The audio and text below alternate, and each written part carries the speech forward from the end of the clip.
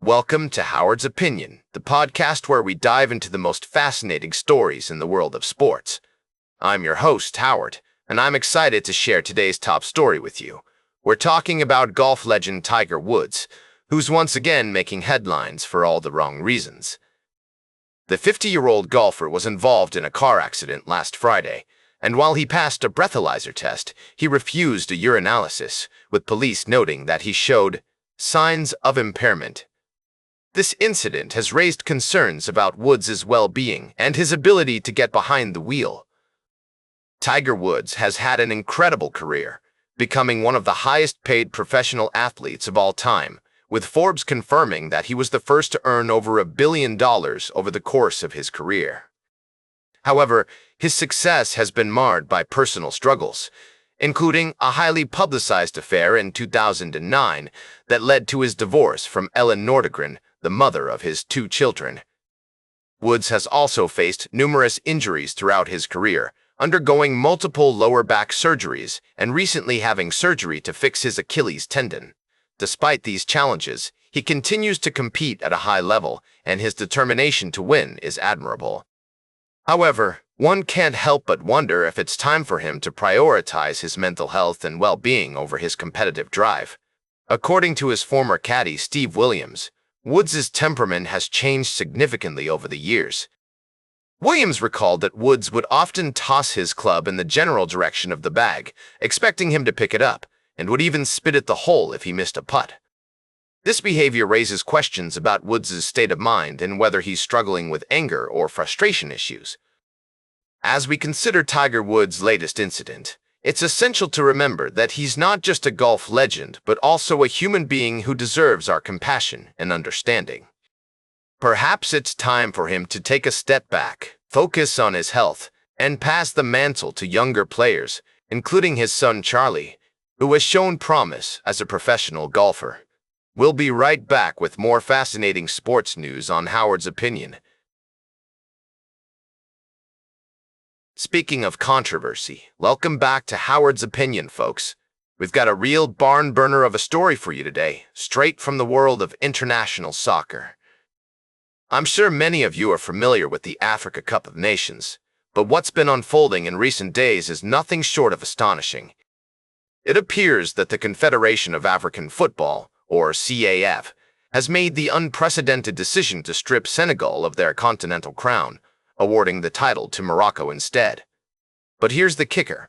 This move comes after a highly contentious final match between the two teams back in January. Now, I know what you're thinking. What could possibly justify such a drastic decision? Well, it all centers around a dramatic walk-off by the Senegalese team during the match, sparked by a disputed penalty call against them.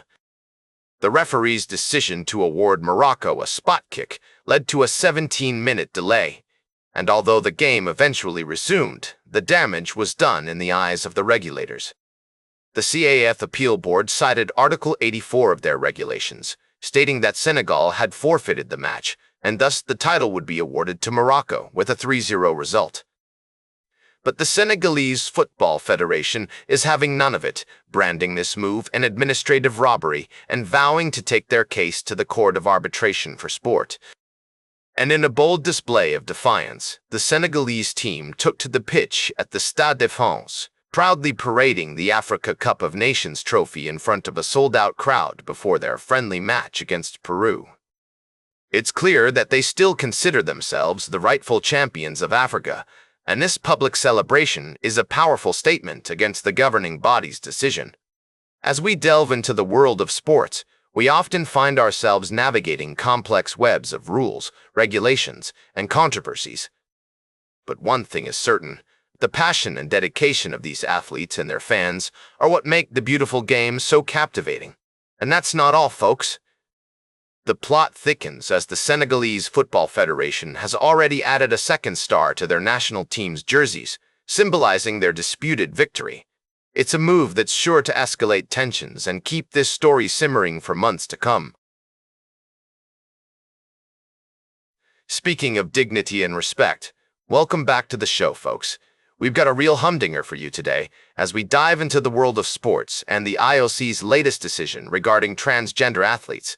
Now, I know some of you might be thinking, Howard, what's the big deal? It's just sports. But let me tell you, this goes far beyond the playing field. This is about human rights, dignity, and respect. The International Olympic Committee has decided to ban transgender women from competing in female categories, citing concerns over fairness and safety. But here's the thing. There's no scientific proof to back up these claims. None. Zilch. Zero. It's all based on ideology, folks. And that's a slippery slope if I've ever seen one. Now, I'm not going to get into the nuances of testosterone levels and XY chromosomes. That's not my area of expertise. But what I do know is that this decision reeks of discrimination. It's like saying, you're not woman enough, or you're not man enough. What kind of message does that send? And let's talk about Caster Semenya, the South African athlete who's been at the center of this controversy for years. She's a woman, folks. She identifies as a woman. And yet she's been subjected to all sorts of scrutiny and testing just because of her appearance. It's like we're living in some kind of bizarre dystopian nightmare. The IOC claims that this decision is about protecting women's sport, but I call foul. This is about control, folks. It's about policing people's bodies and identities, and it's shameful.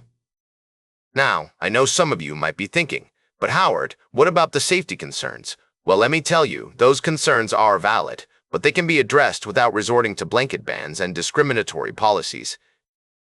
We need to have a nuanced conversation about this, not some knee-jerk reaction based on fear and ignorance. And what really gets my goat is that this policy applies to all Olympic events, including the Youth Olympics. That means girls as young as 15 will have to undergo sex testing just to participate in sports. Can you imagine? It's like we're creating a whole new generation of athletes who are going to be subjected to this kind of scrutiny and shame. So, what's the solution? Well, for starters, we need to listen to the athletes themselves.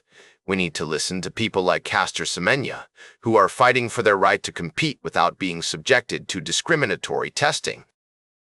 We need to have a conversation about what it means to be a woman and what it means to be an athlete. And finally, we need to stand up against this kind of discrimination, folks.